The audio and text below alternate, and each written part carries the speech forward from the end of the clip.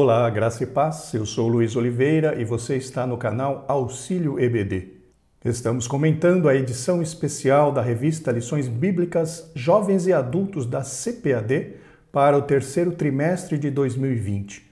O título desta série de lições é Os Princípios Divinos em Tempo de Crise, a Reconstrução de Jerusalém e o Avivamento Espiritual como exemplos para os nossos dias. Os textos das lições foram escritos pelo pastor Eurico Bergsten. E hoje estaremos comentando a lição de número 4, que tem por título A construção do templo enfrentou oposição. Vamos tratar hoje de um assunto bem desafiador, quando o povo de Deus sofre oposição. A Bíblia diz, meus irmãos, que estamos engajados em uma batalha espiritual. Pois Paulo afirma em Efésios 6 e 12 que estamos em luta e esta luta é contra seres espirituais. Nesta lição veremos como os israelitas se comportaram diante de uma situação de forte oposição para que parassem de realizar a obra de Deus. Que possamos extrair lições importantes de tudo aquilo que nós veremos durante esta aula. O textuário da lição está no livro de Neemias, no capítulo 4, no versículo 6, que diz: Assim, edificamos o muro, e todo o muro se cerrou até sua metade, porque o coração do povo se inclinava para trabalhar. Neste versículo, vemos que, por conta da união do povo em torno de um objetivo comum, os resultados foram sendo alcançados. Que possamos entender, meus queridos irmãos, que para que a igreja venha a crescer, todos nós precisamos buscar a unanimidade na definição de objetivos. Ou seja, quando o ministério estabelece um objetivo a ser atingido, nós que fazemos parte do corpo espiritual, que é a Igreja de Cristo, precisamos nos unir em torno desse objetivo e lutar para que ele seja alcançado. Já a verdade prática da lição nos diz: se confiarmos verdadeiramente em Deus, venceremos todas as resistências do maligno. Conforme veremos na lição, a capacidade de vencermos as oposições, elas vêm diretamente das mãos de Deus. Já a leitura bíblica em classe está no livro de Esdras, no capítulo 7, versículos 7, 9, de 11 a 13, 15, 16, depois do 21 ao 24.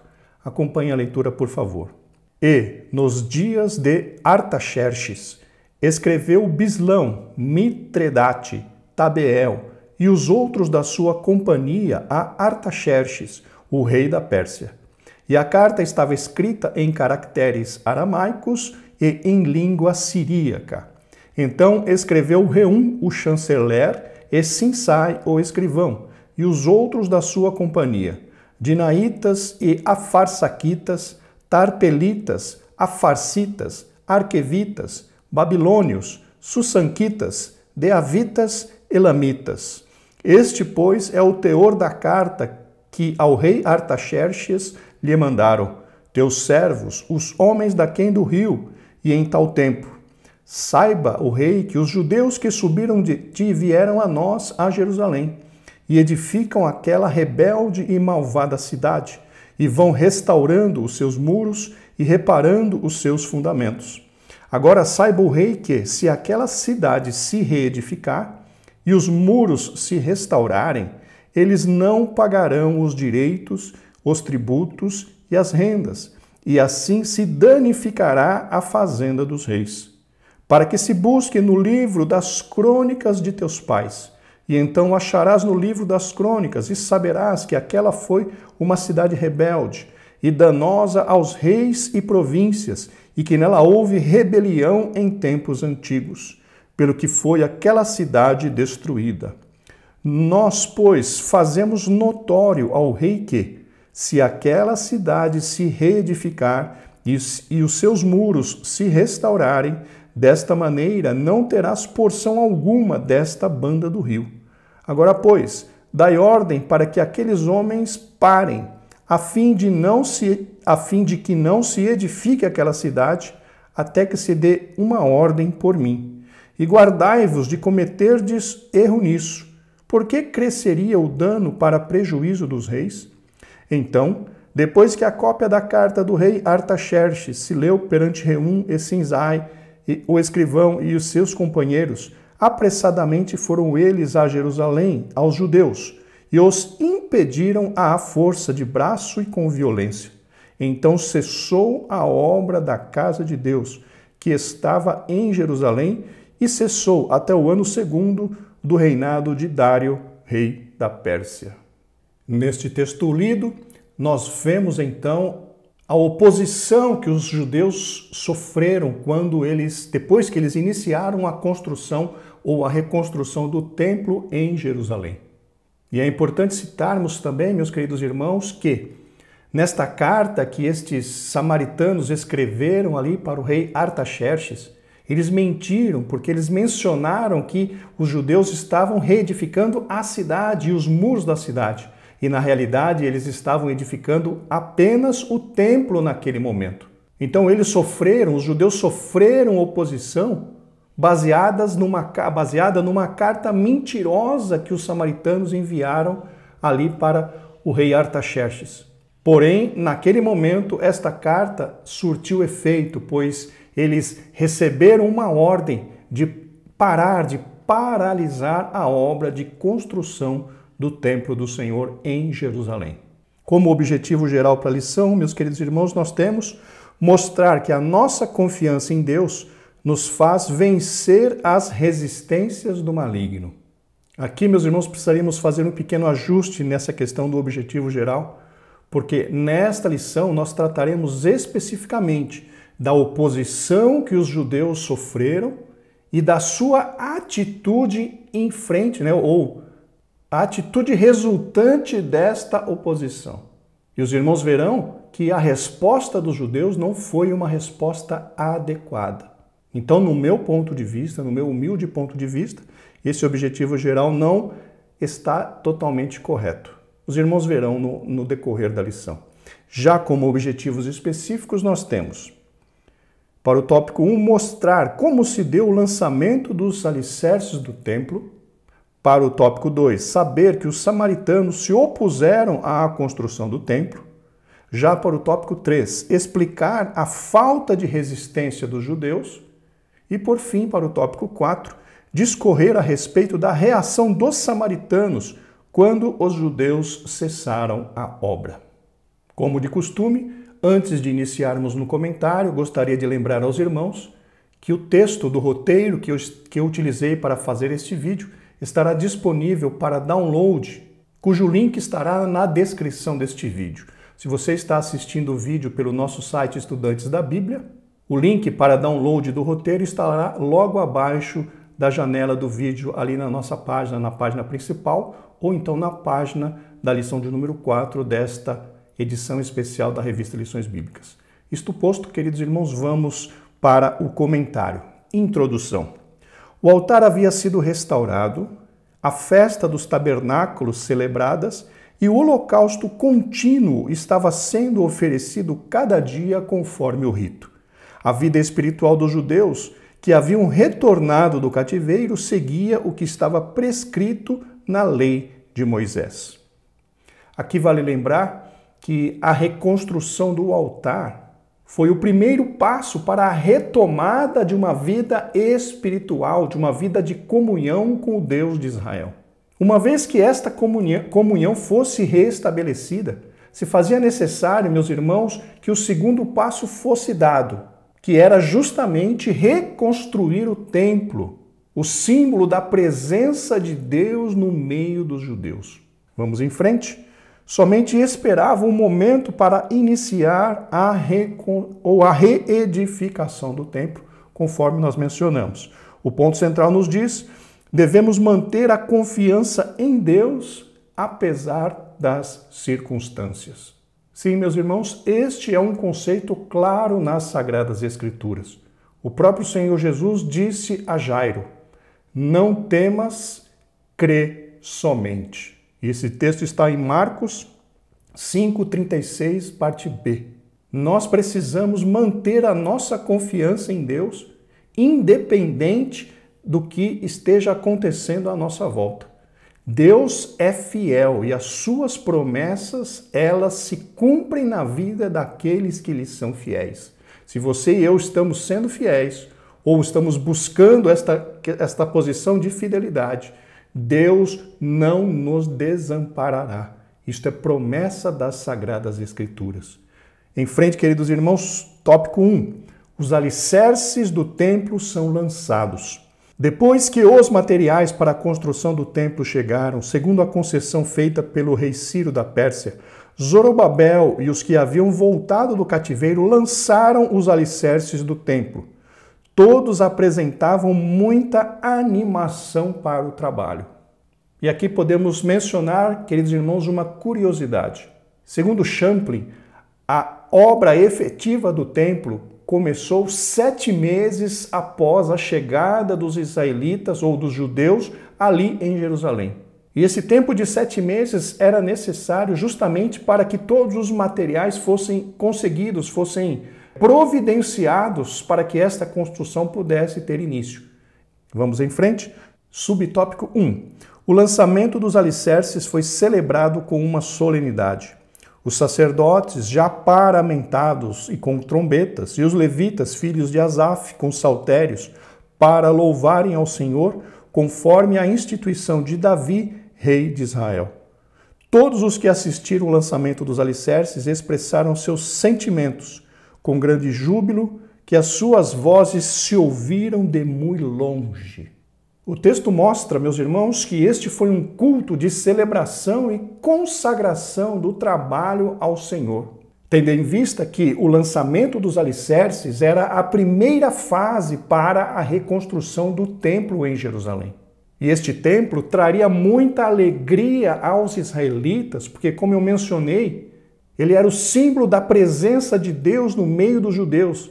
E isso faria com que a sua identidade religiosa, ou a identidade religiosa dos judeus, fosse restaurada, conforme nós podemos ver em Esdras 3 e 11, na Almeida Revista e Corrigida. E cantavam a reveses, louvando e celebrando ao Senhor, porque é bom, porque a sua benignidade dura para sempre sobre Israel. E todo o povo jubilou com grande júbilo, quando louvou o Senhor pela fundação da casa do Senhor.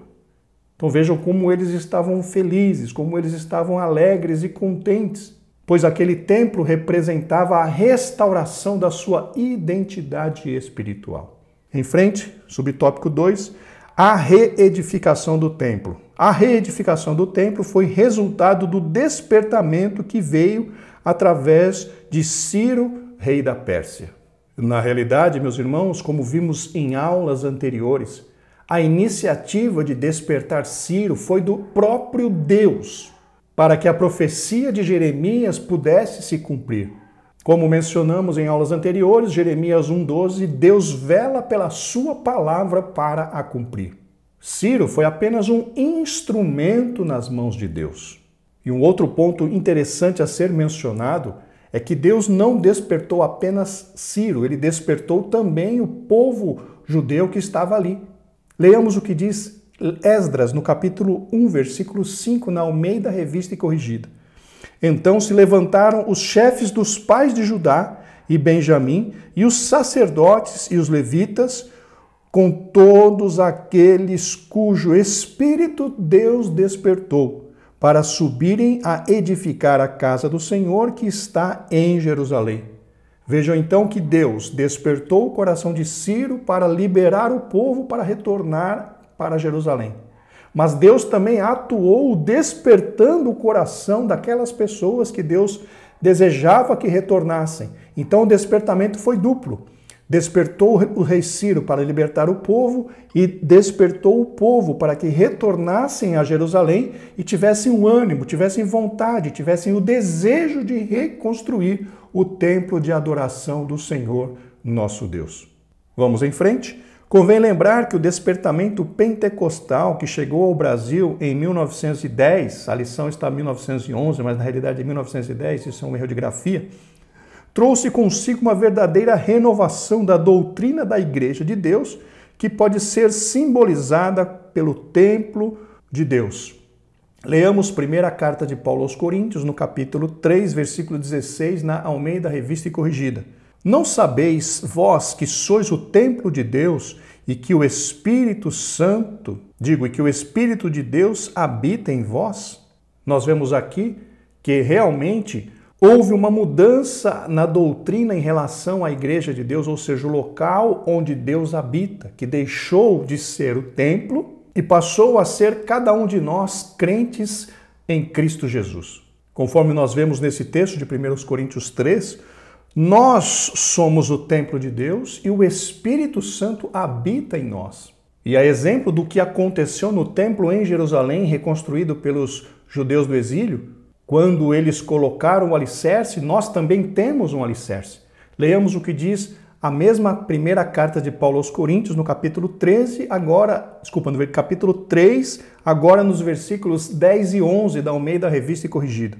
Segundo a graça de Deus que me foi dada, pus eu, como sábio arquiteto, o fundamento, e outro edifica sobre ele.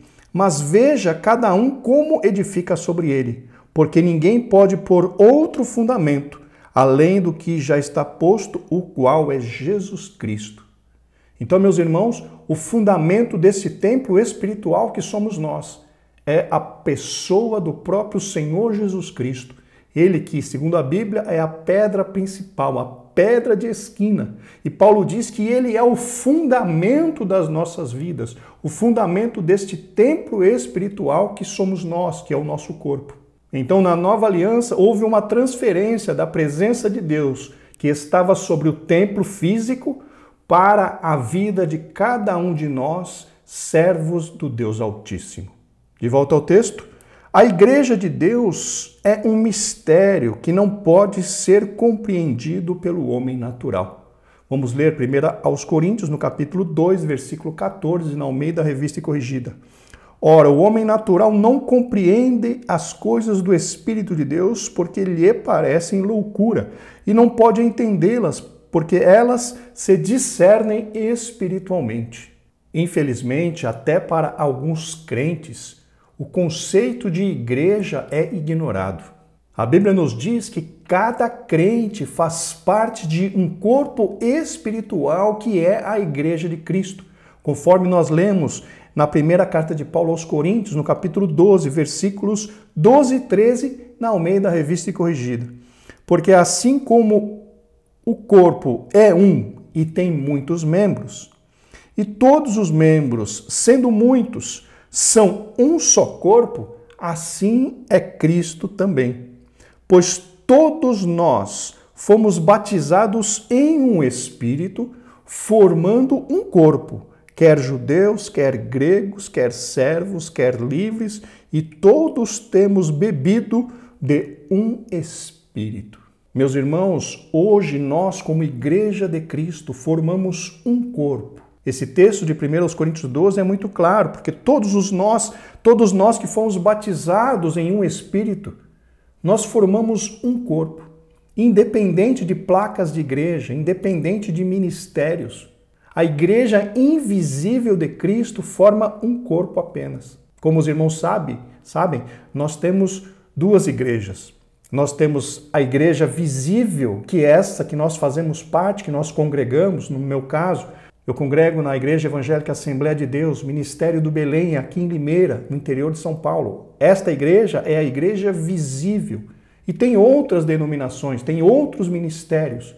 Mas nesta igreja visível há muitas divisões, separações, somos separados. O nosso ministério é separado do Ministério da Madureira ou de outros ministérios, Ministério de Ipiranga. Somos igrejas, humanamente falando, diferentes, separadas. Mas a igreja de Cristo é única. A igreja espiritual é única, porque todos os crentes verdadeiramente salvos em Cristo Jesus, que fique muito claro isso, todos os verdadeiros crentes, todos os salvos em Cristo Jesus, independente de em qual denominação ele esteja, todos estes crentes formam um único corpo espiritual que é a Igreja do Senhor Jesus Cristo aqui na terra. E isto é um grande mistério para nós. Nosso entendimento não consegue abranger a totalidade deste conceito.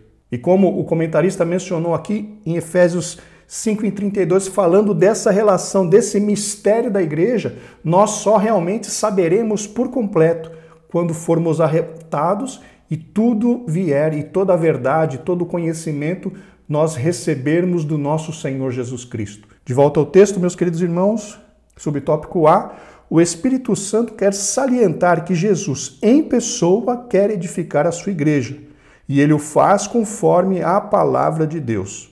Essa questão apontada pelo comentarista, se baseando em Mateus 16:18, é um pouco complicada, um pouco mais complexa do que isso. É verdade que em Mateus 16:18 o Senhor Jesus diz que eu edificarei a minha igreja, sobre esta pedra edificarei a minha igreja e as portas do inferno não prevalecerão contra ela.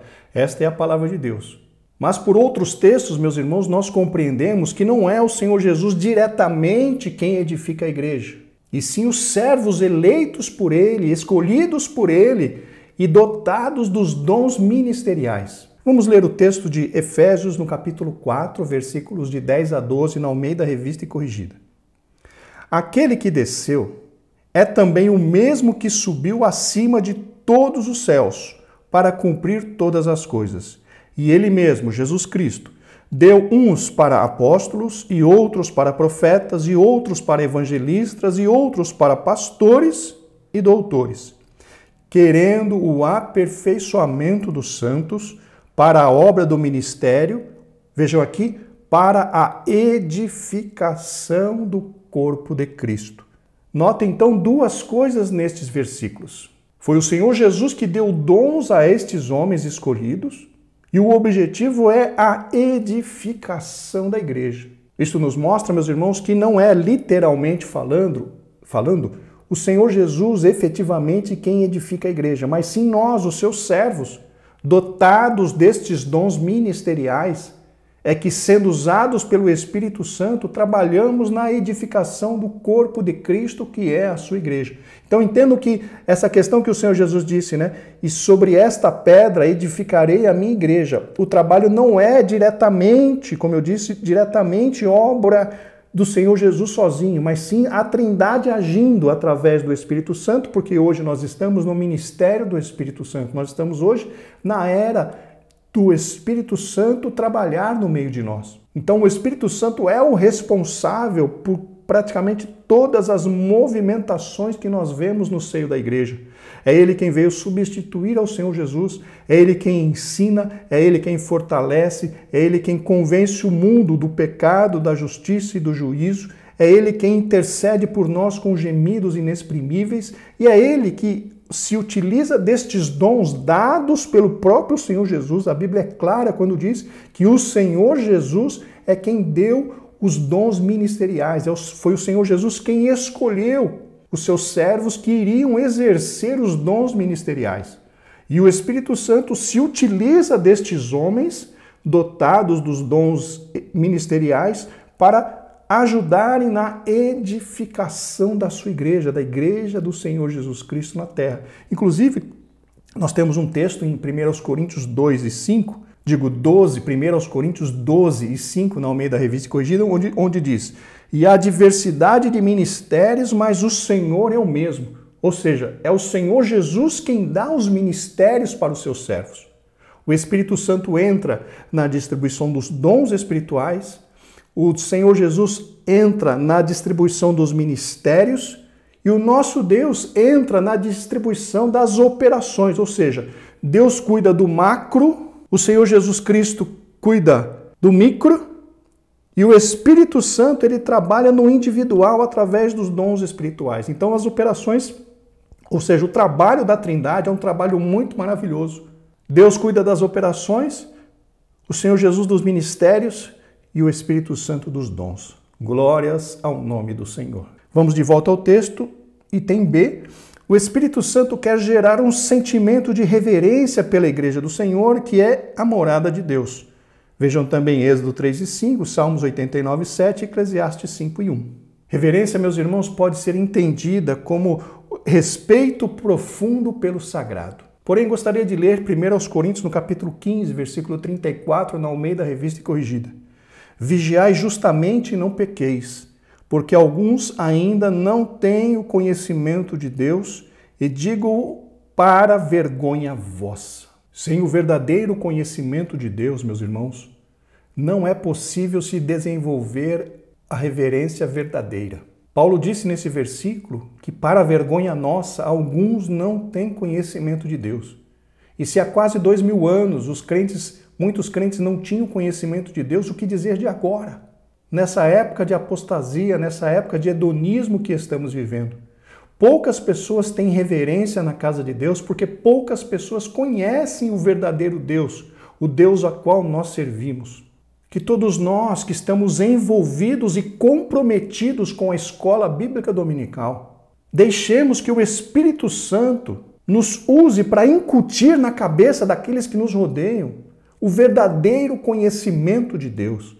Meus irmãos, o Senhor quer nos usar, Deus quer nos usar, o Espírito Santo quer nos usar para esclarecer aqueles que nos rodeiam a respeito de quem é Deus, a respeito da santidade desse Deus Todo-Poderoso. A reverência hoje está escassa, está rara no meio dos crentes, porque muitos, a maioria, não conhece o verdadeiro Deus. Lembram daquela pergunta que o Senhor Jesus fez para os discípulos?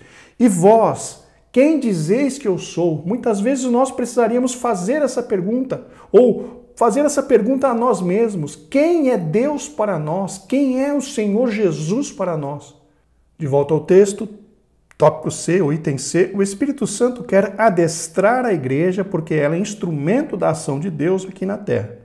Deus tem um trabalho para cada servo seu na grande obra de evangelização do mundo. Adestrar significa tornar capaz, tornar hábil. E essa capacitação vem do Espírito Santo. Porém, meus irmãos, nós precisamos nos deixar moldar pelo Espírito Santo. Leamos o que Paulo diz na sua carta aos Romanos, no capítulo 12, versículo 2, na Almeida Revista e Corrigida, um texto bastante conhecido.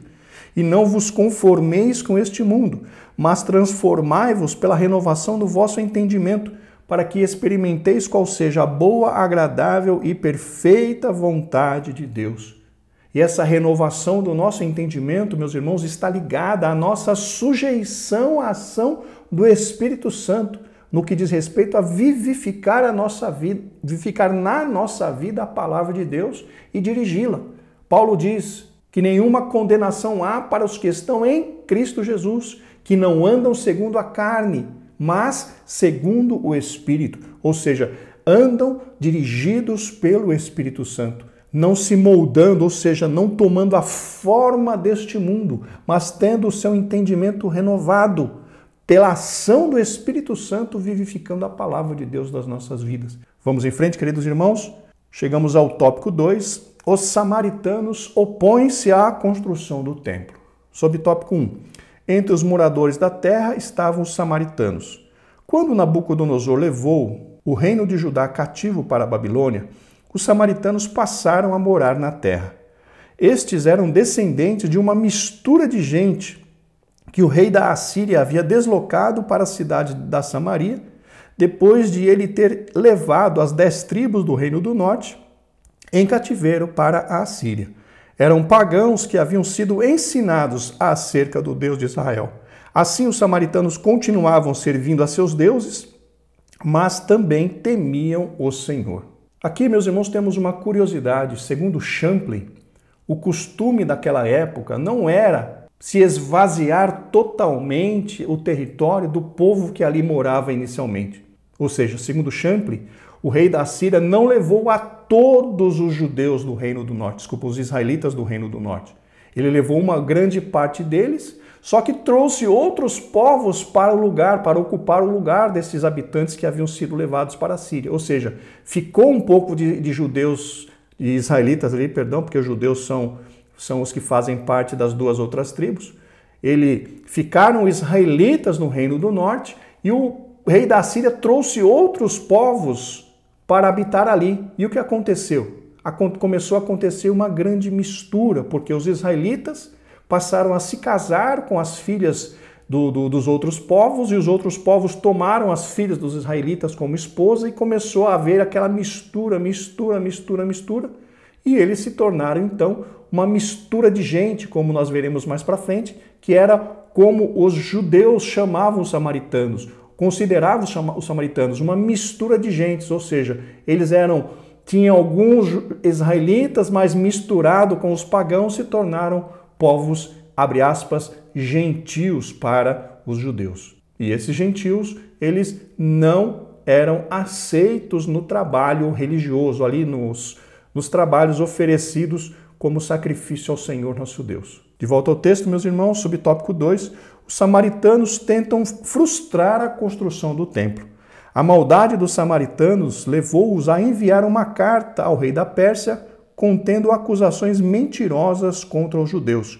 O rei que recebeu aquela carta não conhecia bem o assunto e mandou parar a obra. Conforme mencionamos, conforme nós lemos na realidade na leitura bíblica em classe, o que os samaritanos escreveram na carta era mentira, não era exatamente aquilo que estava acontecendo. Porém, como disse o comentarista, o rei da Pérsia não sabia, não estava inteirado sobre o assunto e acabou agindo de acordo com a carta que ele recebeu, mandando que a obra fosse paralisada.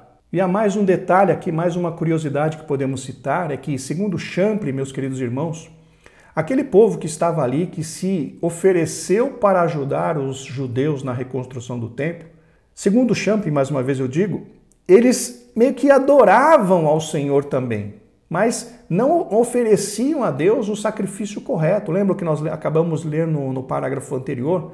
Que eles serviam aos seus deuses, mas também temiam ao Deus de Israel. Eles ofereciam então um culto misturado, não era um culto puro, não era o culto correto de acordo com a lei de Moisés. Eles ofereciam um culto meio misturado, ou seja, profanado para Deus. E este povo se ofereceu, eles se achavam, entre aspas, servos de Deus também, se achavam servos do Deus de Israel, mas na realidade eles não eram, eles não estavam capacitados, eles não estavam habilitados para ajudar na construção do templo, porque isso faria com que o templo fosse profanado. E por conta disso, Zorobabel não permitiu que eles se achegassem para ajudar na construção do templo. E provavelmente foi por conta desse motivo, até porque Zorobabel foi muito duro com eles, não permitindo que eles ajudassem na construção do templo, que isso pode ser, eu não estou afirmando, mas é o que Champlin nos deu a entender e faz algum sentido, pode ser que eles se iraram, por quê? Porque os judeus não permitiram que eles ajudassem na construção do templo e por conta disso eles decidiram combater essa construção. Por quê? Porque se eles não iam participar, eles também não deixariam que os judeus reconstruíssem o templo em Jerusalém. Então percebam que isso é apenas uma curiosidade, algo que nós encontramos ali nos livros de teologia, principalmente no comentário do Champlin, e estamos passando para os irmãos como uma curiosidade. Vamos então, meus irmãos, chegamos ao tópico 3, como se explica a falta de resistência dos judeus. Então, recapitulando, no tópico 1, nós tivemos o quê? A construção ou o lançamento dos alicerces do templo em Jerusalém. Um período de muita alegria pelos judeus, para os judeus, por quê? Porque a sua identidade espiritual ia ser restaurada. Já no tópico 2 nós vimos que porque Zorobabel não permitiu que os samaritanos ajudassem na obra, na construção, eles resolveram atrapalhar essa construção e escreveram uma carta para o rei da Pérsia, e essa carta, uma carta caluniosa, uma carta mentirosa, fez com que o rei da Pérsia mandasse parar a obra de reconstrução do templo, ou seja, eles sofreram uma oposição, eles foram combatidos, eles foram fortemente perseguidos pelos samaritanos nesse sentido de que eles não queriam que os judeus continuassem a obra, e eles simplesmente foram obrigados, entre aspas, a parar a obra de reconstrução do templo. E agora, no terceiro tópico, nós vamos tentar estudar, tentar olhar alguma coisa no que diz respeito por que os judeus não reagiram a essa ordem de parar, né, esse mandamento de parar a obra. Por quê? Porque foi Deus quem os orientou, foi Deus quem os trouxe da Babilônia para reconstruir o templo. E por que os judeus, então, não lutaram para continuar fazendo a vontade de Deus? É o que veremos nesse tópico 3. Subtópico 1. Os judeus deveriam ter ido ao rei da Pérsia para assegurar a construção.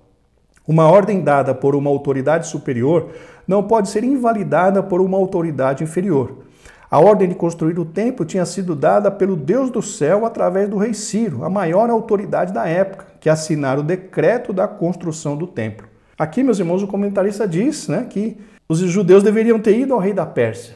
Mas no meu entendimento, no meu humilde entendimento, isso não teria cabimento. Porque como que uns simples grupos de judeus sairiam de Judá, iriam até Artaxerxes perguntar para ele, mas eu quero continuar construindo o templo.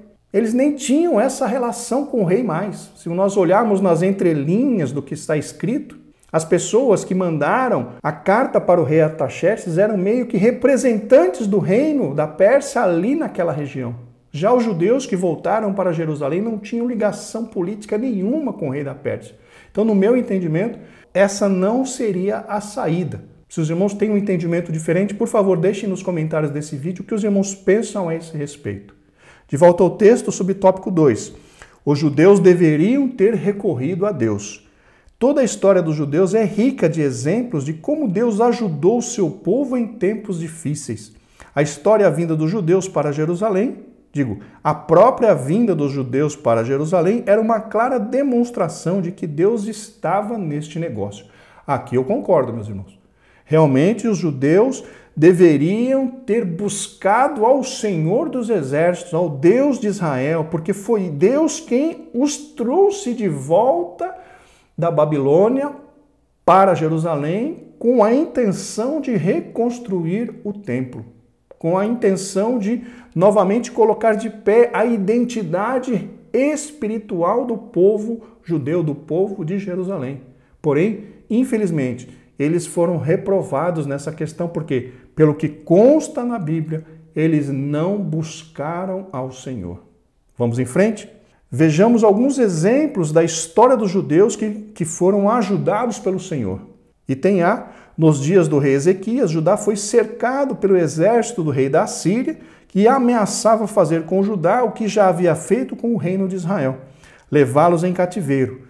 Nesta hora de perigo, o rei Ezequias buscou o Senhor e foi ouvido, pois um anjo feriu o arraial dos assírios, destruindo 185.000 soldados. Aqui é um grande exemplo, meus irmãos, de uma intervenção de Deus, motivada pela oração sincera do seu rei. Ezequias se prostrou diante do Senhor porque entendeu que, humanamente falando, ele não teria condições de vencer aquela guerra. E ele buscou ao Deus que tudo pode, e Deus respondeu com bênção, Deus respondeu com vitória. E com milagre também, porque a Bíblia diz, conforme nós lemos, o anjo entrou no arraial dos assírios e matou 185.000 soldados assírios. E eles se levantaram e precisaram voltar para a sua casa com aqueles poucos que sobraram, ou seja, Deus deu a eles a completa vitória. E já no item B, nos dias do rei Jeosafá, ameaçado pelos amonitas e pelos moabitas, os habitantes de Judá foram convocados pelo rei para pedirem socorro ao Senhor. Ver o texto de 2 Crônicas, do 20, capítulo 20, versículos 1 ao 24. Deus guerreou por eles e, sem terem de lutar, os inimigos foram desbaratados. Na realidade, irmãos, tanto o caso de Ezequias quanto o caso de Josafá foram casos muito claros, onde Deus atuou em benefício do seu povo, porque o seu povo buscou a Ele, o seu povo clamou ao Senhor, o seu povo se arrependeu dos seus pecados, e Deus respondeu do céu com bênção, com vitória, com livramento. E era o que os israelitas deveriam ter feito, os judeus deveriam ter feito, mas como foi mencionado, eles não fizeram. Vamos em frente, de volta ao texto. Muitos exemplos da ajuda de Deus no passado deveriam ter inspirado os líderes do povo à resistência a essa maldade dos inimigos de Deus. Realmente, meus irmãos, mas conforme mencionamos, isto não ocorreu. Só que vocês já notaram que nós também, muitas vezes, temos este procedimento. Ao invés de lutarmos para cumprirmos as ordens de Deus, preferimos nos esconder atrás dos problemas. Que todos nós, meus irmãos, diante das dificuldades, possamos buscar em Deus a nossa vitória. Leamos o que diz em Josué, no capítulo 1, versículo 5, na Almeida Revista e Corrigida. Ninguém se susterá diante de ti todos os dias da tua vida. Como fui com Moisés, assim serei contigo. não te deixarei nem te desampararei. Josué, meus irmãos, tinha uma missão dada pelo próprio Deus. E Deus lhe fez esta promessa: não te deixarei e nem te desampararei. Isso não significava que Josué não fosse passar por dificuldades, não fosse ter oposições. Josué teve muitas oposições, teve muitas batalhas, mas o Senhor deu a ele vitória em todas elas. A única derrota que Josué sofreu foi quando o povo estava em pecado, quando Acã pecou ali na questão do anátema. Aquele foi a única batalha que Josué perdeu por causa do pecado. Mas você e eu, meus irmãos, se nós temos uma missão dada por Deus, se você e eu, nós temos uma ordem de Deus, um dom, uma obra a ser feita, o Senhor estará conosco, o Senhor não nos deixará e o Senhor não nos desamparará. O que não podemos é nos esconder atrás das dificuldades, atrás dos problemas, atrás das aparentes oposições. O mundo se oporá a nós, o mundo combaterá contra nós. Por quê? Porque nós não somos deste mundo. O Senhor Jesus disse: se eles fossem do mundo, o mundo os amaria, mas eles não são do mundo, assim como eu não sou do mundo. Você e eu, meus irmãos, não somos deste mundo. Nós temos de Deus uma ordenança de marchar, de caminhar para fazermos a obra de Deus. Então, a exemplo do que aconteceu com Josué, Deus não nos deixará sozinhos e Deus não nos desamparará. Que possamos fazer a obra do Senhor, confiando que Ele nos dotará de capacidade. É o Senhor quem nos capacitará e nos dará a vitória. Louvado seja o nome do Senhor para sempre. Em frente, meus irmãos, de volta ao texto, subtópico 3, o motivo da falta de resistência dos judeus era de ordem espiritual. Item A, Zorobabel. O chefe político do povo judeu até então tinha confiado em sua própria força. Quando as suas próprias forças se esgotaram, não teve mais condições de resistir, sentindo-se inteiramente desarmado diante do inimigo. Aqui temos, meus irmãos, um conceito muito importante. Nós precisamos depender de Deus. Na batalha espiritual que estamos travando, as nossas armas precisam ser espirituais. Leamos o que Paulo diz na sua segunda carta aos Coríntios, no capítulo 10, versículo 4, na Almeida Revista e Corrigida. Porque as armas da nossa milícia não são carnais, mas sim poderosas em Deus para a destruição das fortalezas. Não eram simplesmente os samaritanos que estavam perseguindo os judeus, mas sim as forças espirituais da maldade por trás deles. Mas, segundo o comentarista, como Zorobabel confiou na força do seu braço, acabou sendo derrotado. Vamos em frente, de volta ao texto, item B. Josué, o sumo sacerdote e líder religioso do povo, estavam com suas vestes manchadas. Este fato tirou dele toda a autoridade espiritual. Diante do problema causado pelos inimigos, ele não tinha fé para buscar a ajuda de Deus, do Todo-Poderoso, uma vez que o mistério da fé é guardado em uma pura consciência. Aqui temos mais uma tragédia no meio do povo de Deus. O líder espiritual com as suas vestes manchadas. Aqui é mais um conceito, irmãos, que inclusive eu já mencionei. Se queremos ser vitoriosos na batalha espiritual, precisamos estar de acordo, em obediência à palavra de Deus. Se estamos numa situação difícil, como Josué estava, estamos em pecado, estamos em dificuldade diante do Senhor, Isaías 59 nos diz que este pecado, essa situação difícil, separa Deus de nós para que Deus não nos ouça. Infelizmente, esta era a situação do sumo sacerdote, do líder espiritual dos judeus que retornaram do exílio. Tanto que lá em Ageu, se os irmãos lerem o que está em Ageu, ali o Senhor deu uma oportunidade para Josué, trocando as suas roupas, as suas vestimentas, colocando roupas limpas e dizendo a ele: olha, se você se mantiver fiel, você estará à frente do reino espiritual, você estará à frente dessa parte espiritual do meu povo. Ou seja, Deus o repreendeu, Deus o perdoou, Deus trocou as suas vestes, mas Deus deu a ele uma orientação. Olha, você precisa se manter fiel, você precisa se manter em obediência à minha palavra se você quiser ter uma vida vitoriosa. E é exatamente isso, irmãos, que nós precisamos compreender. A nossa vitória depende tão somente do nosso posicionamento em obediência à palavra de Deus. A nossa vitória depende exclusivamente disso. Por quê? Porque toda a parte de Deus, Deus já fez. Tudo que dependia do Senhor já está pronto, já está preparado. Agora, a nossa vitória depende da nossa atitude. Depende de como é que nós caminhamos atrás do Senhor. Se é em obediência, a vitória chegará. Deus nos ajudará a vencer todas as dificuldades. Porém, se nós desobedecermos, se nós deixarmos o nosso coração se endurecer e não ouvirmos mais a voz do Espírito Santo, então nós nos veremos sozinhos. Uma passagem que eu gosto sempre de mencionar, quando diz lá em Hebreus: se hoje ouvirdes a voz do Espírito Santo, não endureçais o vosso coração. Que possamos, meus amados, estar com os ouvidos espirituais muito sensíveis à voz do Consolador, que quer o melhor para as nossas vidas. Glórias ao nome do Senhor. Em frente, meus irmãos, vamos agora para o último tópico, tópico 4, a reação dos samaritanos quando os judeus cessaram a obra. E agora, para finalizar, nós vemos então o que aconteceu, com os samaritanos, depois que eles, entre aspas, conseguiram uma vitória temporária contra os servos de Deus. Subtópico 1, a tristeza dos judeus. O povo em geral tinha, desde o início da construção, acompanhado o trabalho com simpatia. Os judeus trabalhavam com muito entusiasmo e com muita união.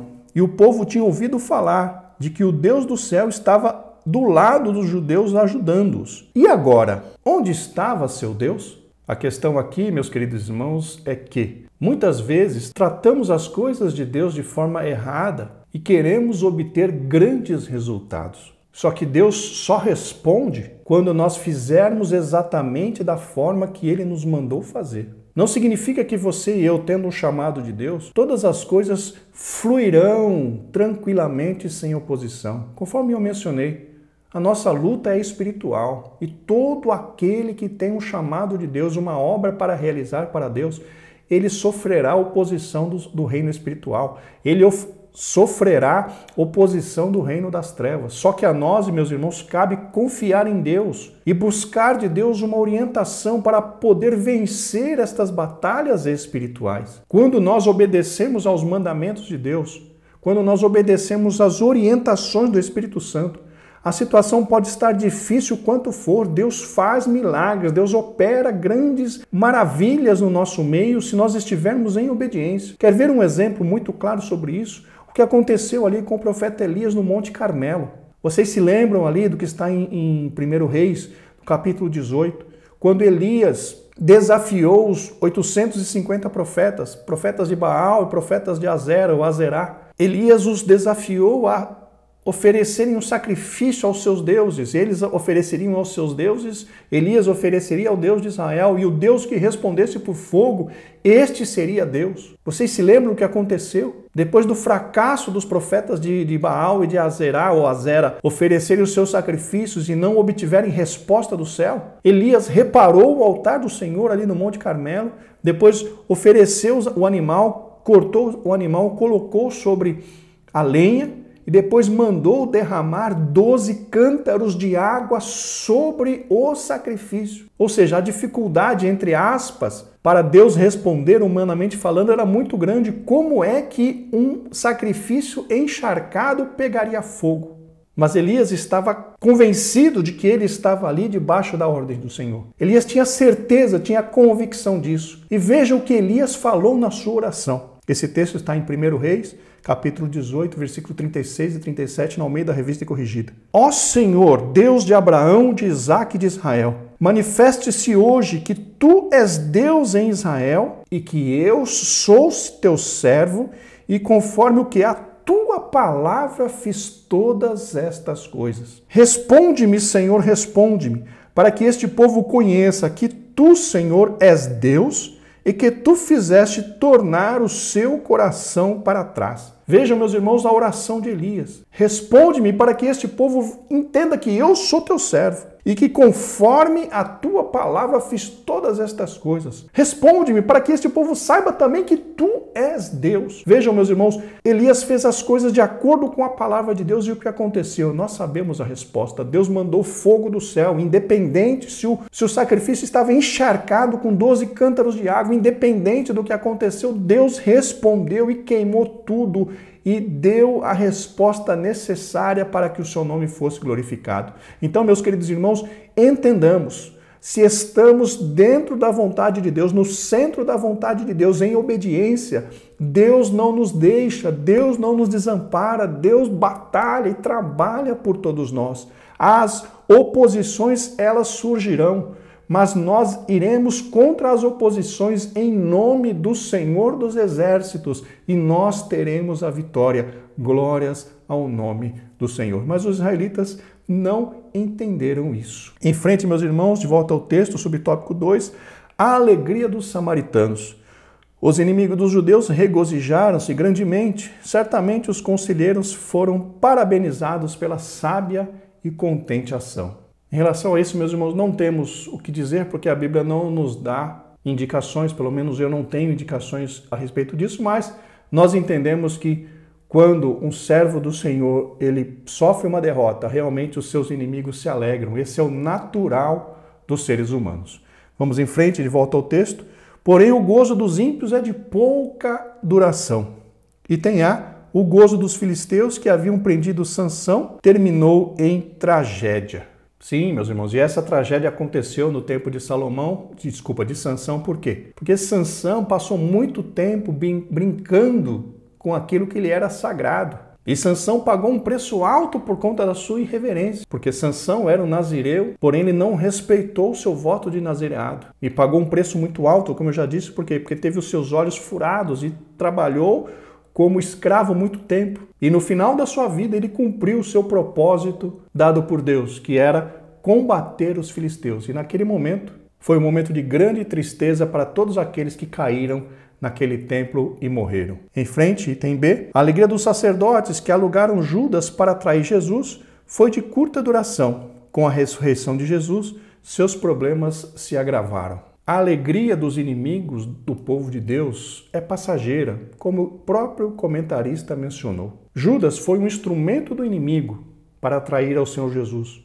Mas a Bíblia diz que tudo isso foi permitido por Deus para que a Escritura se cumprisse. Mas sabemos que o nosso Cristo triunfou da morte e hoje ele está vivo para todo sempre.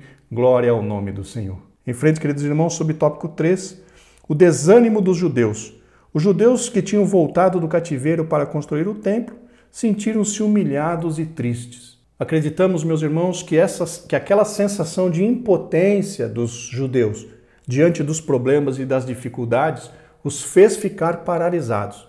E somado a isso, nós encontramos que os líderes não tomaram nenhuma ação, não tomaram nenhuma atitude para enfrentar o problema. Simplesmente eles o aceitaram, os líderes aceitaram o problema, aceitaram a oposição e simplesmente pararam, como que estivessem aceitando a derrota. Conforme nós vimos nos itens anteriores, né? Josué tinha problema, Zorobabel também tinha problema de postura, de posicionamento, Josué tinha problema com o pecado, Zorobabel tinha problema de confiar no braço da carne. Ou seja, a liderança não estava com conceitos ou não estava baseada em uma boa situação diante de Deus. Um confiava na força do braço, o outro estava em pecado. Então, não conseguiram reagir diante daquela oposição sofrida pelos seus inimigos. E por conta disso, com certeza, o povo ficou muito entristecido e se sentiu paralisado diante daquela situação tão difícil. Em frente, meus irmãos, mas passado algum tempo, acomodaram-se com a situação e não lutaram pela continuação da construção do templo. Deixaram-se dominar pelo desânimo. O desânimo é uma das mais eficazes armas usadas por Satanás contra os crentes. Lutemos contra o desânimo em nome de Jesus. Conforme mencionado, meus irmãos, quando dependemos apenas do braço da carne, seremos derrotados. Para realizarmos a obra de Deus, conforme nós mencionamos, nós precisamos da graça vinda da parte do próprio Deus, através das armas espirituais, para que possamos realmente vencer a batalha espiritual, as oposições que se apresentam diante de nós, conforme nós já mencionamos. Mas uma verdade seja dita, conforme nós também já mencionamos. Desistir é mais fácil. Mas nós temos que entender que Deus não nos chamou para desistirmos, para retrocedermos, mas Deus nos chamou para avançarmos. Alguém diz que nós temos 366 menções na Bíblia de não temas. Eu não cheguei a contar, já li a Bíblia algumas vezes, mas não cheguei a contar.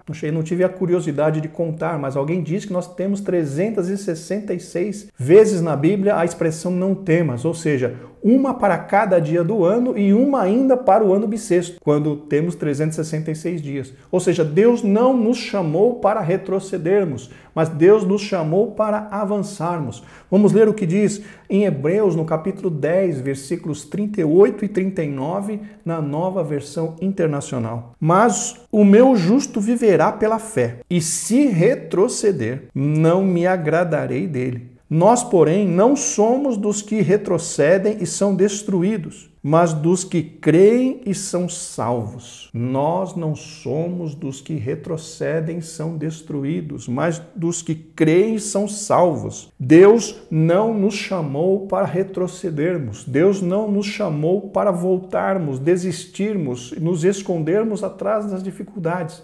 Deus nos chamou para avançarmos, porque Ele é o Deus dos exércitos. O Senhor Jesus Cristo é o leão da tribo de Judá. Irmãos, mesmo que as dificuldades se apresentem, Deus nos dará graça para avançarmos. Deus nos dará graça para vencermos. Em nome de Jesus, seremos vencedores. Glórias ao nome do Senhor. Em frente, de volta ao texto, item A. Alguns conformaram-se pensando que talvez ainda não era da vontade de Deus construir o templo. Item B. Outros aproveitaram a interrupção da obra para dedicar-se às suas próprias casas. Outros chegaram a faltar com as suas obrigações espirituais, deixando de contribuir, para a casa de Deus. Aqui, meus irmãos, os israelitas estavam usando desculpas de que não era tempo para reconstruir a casa de Deus. Por quê? Porque eles estavam ocupados construindo as suas próprias casas. Mas Deus usou o profeta para mostrar para este povo que eles, por conta da sua negligência, eles não estavam prosperando. Leamos o que diz Ageu, capítulo 1, versículos 5 e 6 na Almeida Revista e Corrigida. Ora, pois, assim diz o Senhor dos Exércitos, aplicai o vosso coração aos vossos caminhos, semeais muito e recolheis pouco, comeis, mas não vos fartais, bebeis, mas não vos saciais, vestivos, mas ninguém se aquece, e o que recebe salário num saquitel furado.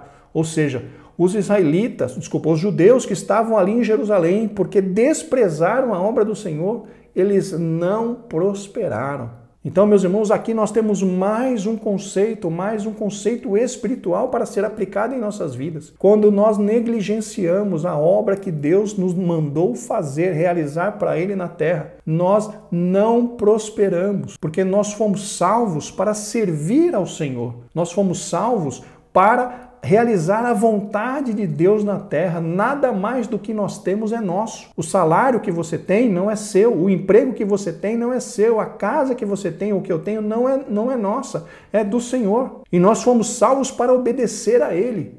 Os objetivos do reino precisam vir antes dos objetivos pessoais, dos objetivos profissionais, porque nós somos servos de Deus. E sempre que colocamos alguma coisa na frente ou adiante da obra de Deus, damos mais importância para algo em relação àquilo que Deus nos mandou fazer, normalmente é para o nosso prejuízo. Não estou dizendo com isso que nós temos que largar o nosso emprego e ir trabalhar na obra do Senhor, não, irmãos. Não é isso que eu estou dizendo. O que eu estou dizendo é que nós temos que ter sensibilidade para entender a vontade de Deus para as nossas vidas. Nós temos que ouvir o Espírito Santo e ter a convicção da nossa chamada no reino de Deus. E aí sim, de acordo com aquilo que o Espírito Santo nos orientar, nós temos que nos empenhar em fazer a vontade de Deus, em realizar a obra que o Senhor colocou em nossas mãos. É isso que eu estou dizendo. Que tenhamos este cuidado, porque muitos não estão prosperando, porque estão dando mais valor para o material do que para a obra de Deus na sua vida. Vamos em frente, queridos irmãos, item C. Talvez alguns judeus sinceros estivessem tristes e buscassem a Deus em oração, pedindo solução para a dificuldade. de modo que o templo pudesse continuar a ser construído. Certamente havia pessoas buscando ao Senhor, mas a Bíblia não nos dá indicação sobre isso. Meus irmãos, então chegamos aqui ao final da lição, onde nós vimos uma situação que se apresentou aos judeus, quando eles edificaram ali os fundamentos, colocaram os fundamentos do templo do Senhor e foram combatidos, sofreram oposição e infelizmente sucumbiram neste primeiro momento a essa oposição. Que isso sirva de lição para nós, meus irmãos, de que, como servos do Senhor, conforme já mencionei, nós sofreremos oposição. Não há como isso não acontecer. Se o reino das trevas não se opor a nós, significa que nós estamos agradando a Ele. E o próprio Senhor Jesus disse que no mundo nós teríamos aflições, ou seja, sofreríamos oposições, mas que nós tivéssemos ânimo, porque o Senhor venceu o mundo. E se o Senhor venceu, Ele também nos dará a vitória. E como conclusão para os irmãos, para esta lição, eu gostaria de deixar aos irmãos o texto de 2 Coríntios 3 e 5 na Almeida Revista e Corrigida. Não que sejamos capazes, por nós, de pensar alguma coisa como de nós mesmos, mas a nossa capacidade vem de Deus. Deus deu a cada um de nós uma obra a ser realizada, mas que nós entendamos que a nossa capacidade para a realização desta obra vem de Deus. É o Senhor quem nos capacita para esta obra. E realmente, para finalizar, vamos ler o que a Bíblia diz em Josué, no capítulo 1, versículo 9, também na Almeida Revista e Corrigida. Não te mandei eu? Esforça-te e tem bom ânimo. Não pasmes nem te espantes, porque o Senhor teu Deus é contigo, por onde quer que andares. Receba esta palavra profética na tua vida, meu irmão. O Senhor é contigo e Ele não te deixará e não te desamparará, até que a obra que Ele colocou nas suas mãos seja concluída. E possamos, a exemplo de Paulo, chegar no fim da nossa vida e dizer: combati o bom combate, acabei a carreira e guardei a fé. E desde agora aguardo, espero a coroa de glória que me será dada. Glórias ao nome do Senhor. Que Deus abençoe as vossas vidas em Cristo Jesus. Muito obrigado pela sua presença, muito obrigado pelo seu apoio, muito obrigado pela sua oração. Somos muito carentes e dependentes das vossas orações. Não se esqueçam de orar por nós. Muito obrigado mais uma vez a todos os irmãos que chegaram até aqui conosco neste vídeo. Semana que vem, se Deus quiser, estaremos de volta. Graça e paz.